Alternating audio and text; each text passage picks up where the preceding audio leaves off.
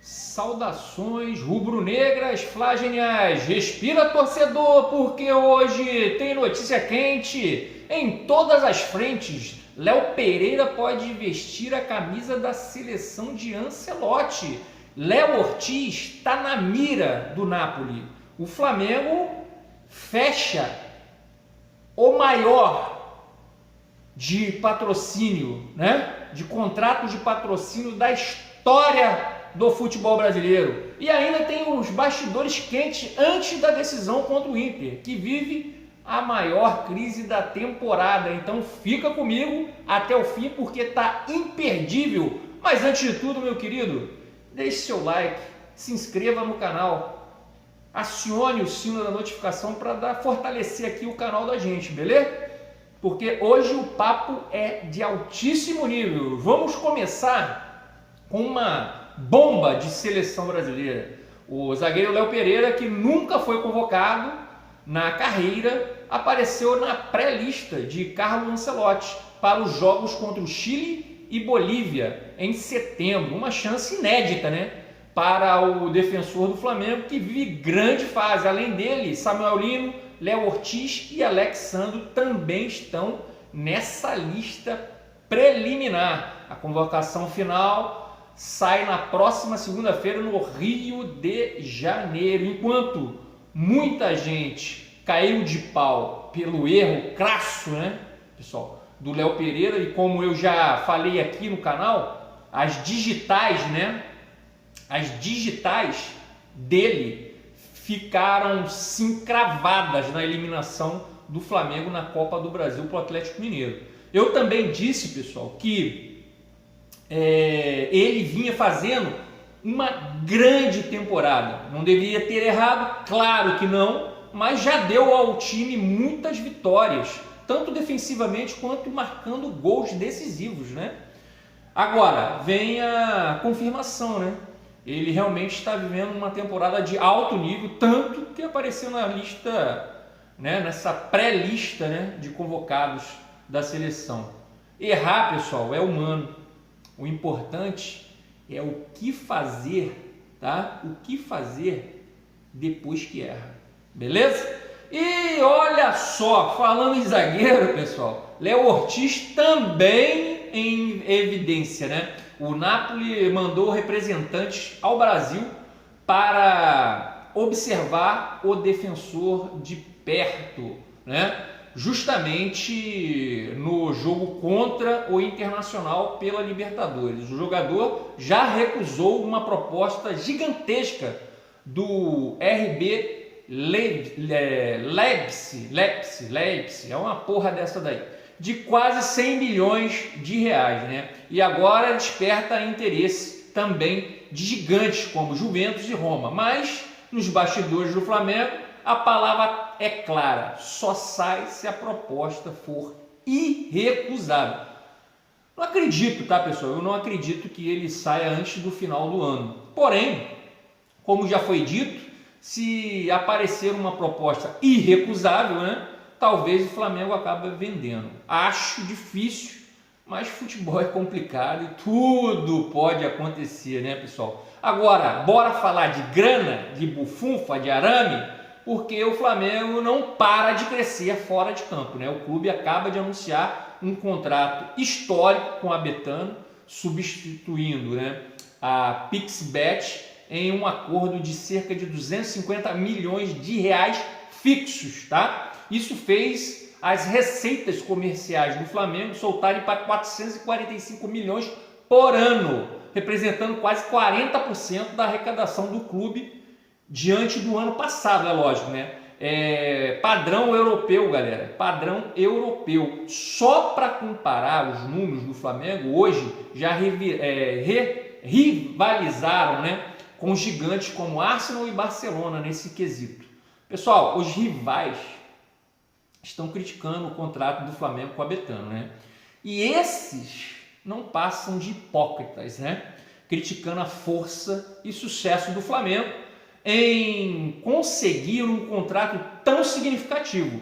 Mas essa crítica só reforça o incômodo, gerado pelo impacto financeiro do acordo. Essas críticas refletem muito mais a percepção dos rivais sobre o impacto do novo patrocínio na competitividade do futebol brasileiro, já que o contrato realmente gera um certo desequilíbrio financeiro, né? Mas é curioso, pessoal, sabe qual que é a curiosidade que a gente tem? O Flamengo vendia o almoço para pagar a janta algum tempo atrás, né? Há cerca aí de uns 15 anos atrás, pode-se dizer assim. Ninguém parecia para ajudar. Ninguém parecia para ajudar o Flamengo. Pelo contrário, muita gente queria mesmo era ver o clube cair para a segunda divisão. E não faltaram anos, tá? Anos em que isso quase aconteceu. Quem é flamenguista sabe o sofrimento que era. Hoje a realidade é outra, fruto de muito trabalho e organização. É simples assim. Você quer melhorar o seu time? Os caras que estão reclamando, quer melhorar o time? Então, meu querido, organização, pagar as contas em dia, não dever para ninguém. O que está devendo, paga. Não deixa para frente não. Tem que pagar o que está devendo para trás de mente também, como diria o outro, certo? E aí depois de uns 5 anos, aí vocês começam a ganhar alguma coisa, beleza? Mas se fora de campo o Mengão voa, dentro dele o adversário da vez vive um verdadeiro caos. O Internacional chega para o jogo decisivo da Libertadores em sua maior crise da temporada. Eliminado na Copa do Brasil apenas em 12º no Brasileirão e pressionado pela torcida, o técnico Roger Machado balança no carro. Se perder para o Flamengo, o Colorado fica apenas com o Brasileirão até o fim do ano.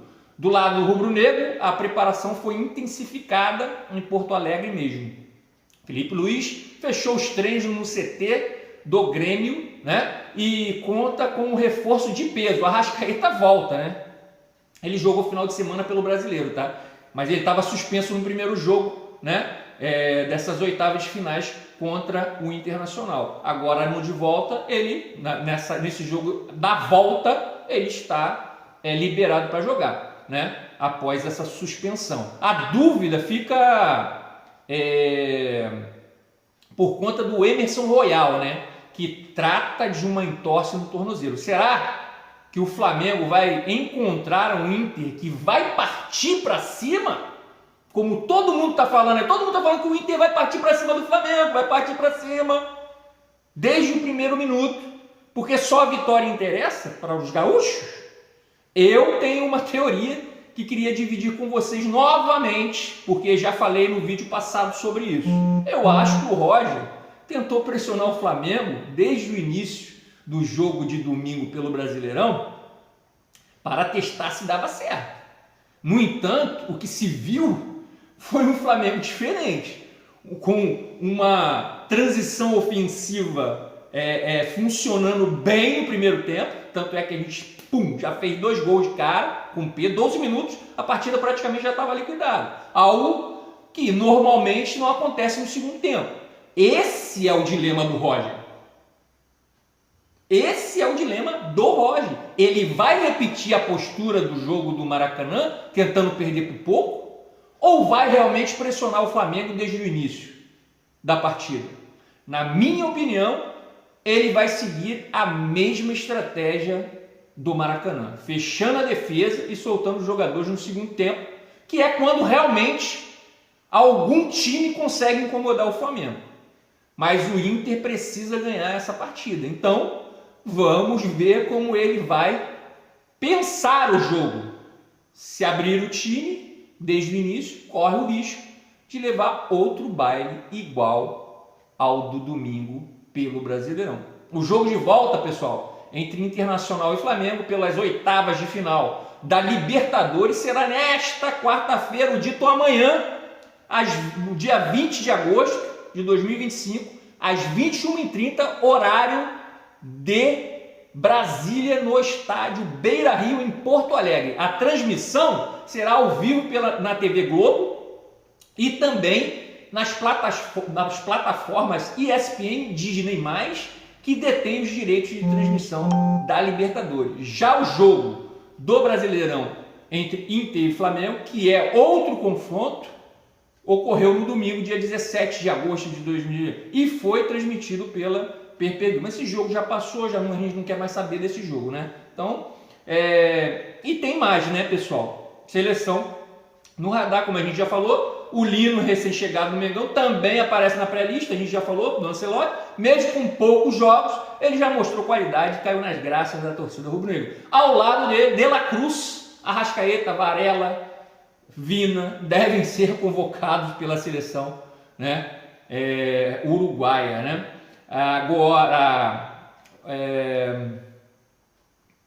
Agora para fechar, né, uma fala forte, né, do Felipe Luiz, que está repercutindo muito, né? O técnico usou uma analogia curiosa para rebater críticas da torcida e da imprensa, né? Segundo ele, é como se todo dia alguém perguntasse para uma pessoa saudável se ela está doente, até que ela começa a acreditar que realmente está. Felipe garantiu que o Flamengo não sofre queda física no segundo tempo e que os números do GPS dos atletas provam isso. Mesmo assim, parte da torcida vaiou a equipe no Maracanã após a vitória por 1-0, né, no primeiro jogo, no jogo de ida dessas oitavas contra o Inter, né? O problema, Felipe, é que o time, e aí eu vou ter que falar, corre para trás.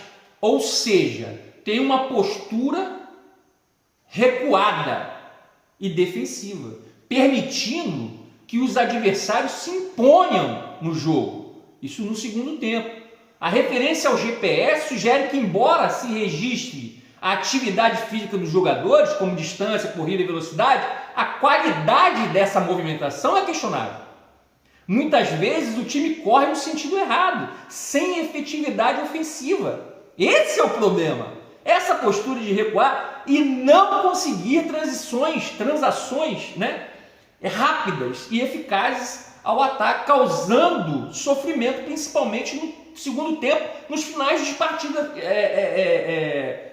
dos jogos, entendeu? Felipe Luiz, como muitos outros técnicos, pessoal, tem dificuldade em aceitar críticas, mesmo quando estas são justas.